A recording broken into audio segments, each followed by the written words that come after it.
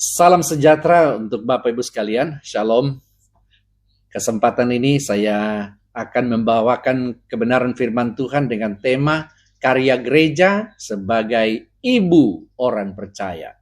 Bacaan Alkitab, Hosea 11 ayat 1-4 dan 1 Petrus 2 ayat 24-25.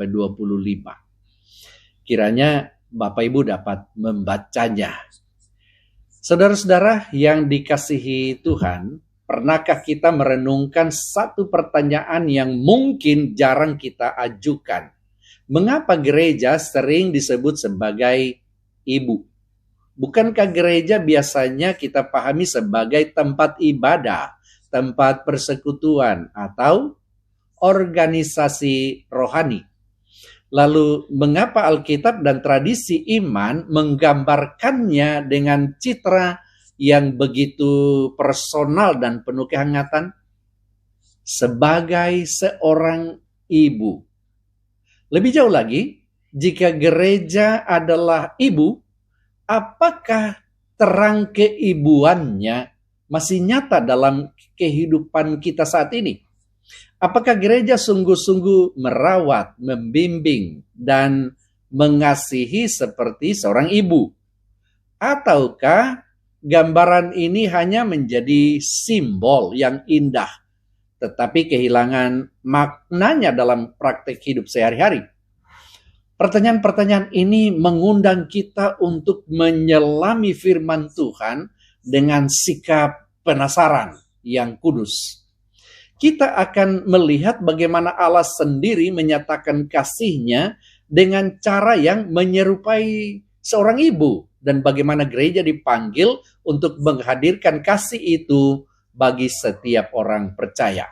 Dalam Hosea 11 ayat 1-4, kita menemukan gambaran yang sangat menyentuh tentang kasih Allah. Tuhan berkata, "Ketika Israel masih muda, kukasihi dia. Akulah yang mengajar Efraim berjalan dan mengangkat mereka di tanganku." Mengapa Allah memilih gambaran seperti ini? Mengapa Ia tidak hanya berbicara sebagai raja atau hakim, tetapi sebagai pribadi yang mengajar anak berjalan? Bukankah ini adalah gambaran seorang ibu atau orang tua yang penuh kesabaran? Seorang ibu yang membungkuk, menggandeng tangan anaknya, mengajarkannya melangkah, bahkan mengangkatnya ketika dia jatuh. Apakah ini kebetulan? Atau memang Allah ingin kita memahami bahwa kasih-Nya bersifat mendidik, merawat, dan penuh dengan kelembutan.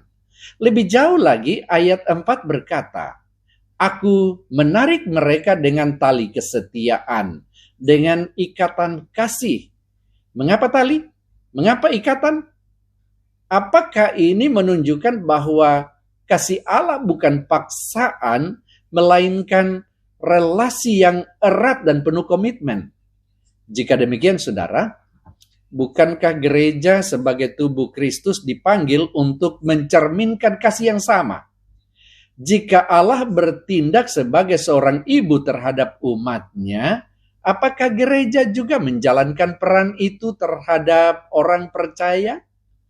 Namun, sebelum kita menjawabnya, marilah kita lihat dulu bagian kedua. 1 Petrus 2 ayat 24-25. Di sini dikatakan bahwa Kristus telah memikul dosa kita di dalam tubuh-Nya di kayu salib. Oleh bilur-bilur-Nya kamu telah sembuh. Dan kemudian, kamu dahulu sesat seperti domba, tetapi sekarang kamu telah kembali kepada gembala dan pemelihara jiwamu. Saudara, pertanyaannya, bagaimana hubungan antara karya Kristus ini dengan gereja sebagai ibu? Jika Kristus adalah gembala dan pemelihara, lalu di mana posisi gereja? Disinilah kita mulai melihat gambaran yang lebih utuh. Kristus menyelamatkan, menyembuhkan, dan memulihkan. Namun gereja dipanggil untuk merawat mereka yang telah diselamatkan. Seperti seorang ibu yang memelihara kehidupan yang telah lahir. Ilustrasinya begini, saudara. Bayangkan seorang bayi yang baru lahir. Ia telah menerima kehidupan. Tetapi apakah ia dapat bertahan tanpa perawatan? Apakah cukup hanya dilahirkan tanpa diberi makan, tanpa dipeluk, tanpa diajar? Seorang ibu tidak hanya melahirkan, tetapi juga merawat, menyusui, menghibur, dan membimbing. Ia hadir dalam setiap tahap pertumbuhan anaknya. Jika bayi itu menangis, ia tidak diabaikan. Jika ia jatuh, ia diangkat. Jika ia lapar, ia diberi makan. Sekarang, bayangkan jika gereja hanya melahirkan orang percaya. Misalnya melalui pemberitaan Injil. Tetapi tidak merawat mereka setelah itu. Apakah iman mereka akan bertumbuh? Ataukah mereka akan menjadi lemah dan akhirnya tersesat kembali? Saudara, ilustrasi ini menimbulkan pertanyaan yang sangat dalam. Apakah gereja kita sudah menjadi ibu yang merawat? Atau hanya tempat kelahiran tanpa pengasuhan?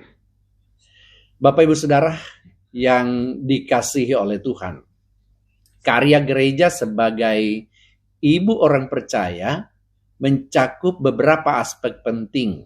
Pertama, gereja mengajar seperti Allah yang mengajar Israel berjalan. Gereja dipanggil untuk membimbing umat dalam kebenaran firman Tuhan. Namun, apakah pengajaran kita hanya bersifat teoritis atau benar-benar menolong orang untuk berjalan dalam iman? Kedua, gereja merawat.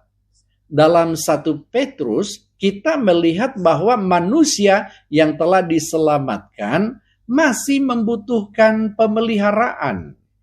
Mereka adalah domba yang pernah tersesat. Bukankah domba memerlukan perhatian yang terus-menerus? Ketiga, gereja mengasihi dengan kesetiaan. Hosea menggambarkan kasih Allah sebagai ikatan kasih. Ini bukan kasih yang sesaat, tetapi kasih yang bertahan bahkan ketika umatnya tidak setia. Pertanyaannya, apakah gereja juga memiliki kesetiaan seperti itu terhadap jemaatnya? Namun disinilah tantangan muncul. Menjadi ibu bukanlah peran yang mudah. Ia menuntut pengorbanan, kesabaran, dan ketulusan. Ia seringkali tidak terlihat dan tidak dihargai. Maka pertanyaannya, apakah gereja bersedia menjalankan peran ini dengan sungguh-sungguh? Saudara-saudara, jika gereja adalah ibu orang percaya, maka setiap kita yang menjadi bagian dari gereja juga terlibat dalam karya keibuan ini. Gereja bukan hanya pemimpin atau struktur organisasi. Gereja adalah komunitas yang hidup. Apakah kita memperhatikan saudara seiman yang lemah? Apakah kita hadir bagi mereka yang terluka? Apakah kita membimbing mereka yang baru dalam iman? Mungkin kita tidak bisa melakukan hal besar, tetapi kasih keibuan seringkali dinyatakan dalam hal-hal kecil. Mendengar dengan empati, memberi dukungan, menegur dengan kasih, dan mendoakan dengan setia. Namun sekali lagi, pertanyaannya kembali kepada kita. Apakah kita sungguh-sungguh menjalani peran ini atau hanya menjadi bagian dari gereja secara pasif? Saudara-saudara yang dikasihi Tuhan, gambaran gereja sebagai ibu bukanlah sekadar metafora yang indah. Ia adalah panggilan yang nyata. Allah telah menunjukkan kasih-Nya dengan kelembutan seorang ibu, dan Kristus telah memberikan hidup-Nya untuk menyelamatkan kita. Kini, gereja dipanggil untuk merawat kehidupan itu. Maka, marilah kita merenung, apakah gereja kita sudah menjadi ibu yang mengasihi, merawat, dan membimbing, dan lebih pribadi lagi, apakah kita telah mengambil bagian dalam karya tersebut? Kiranya firman Tuhan hari ini tidak hanya membangkitkan pemahaman, tetapi juga menggerakkan hati kita untuk hidup sebagai gereja yang sungguh-sungguh menjadi ibu bagi orang percaya, mengasihi dengan kesetiaan, merawat dengan ketulusan, dan membimbing dalam kebenaran. Tuhan memberkati saudara sekalian. Amin.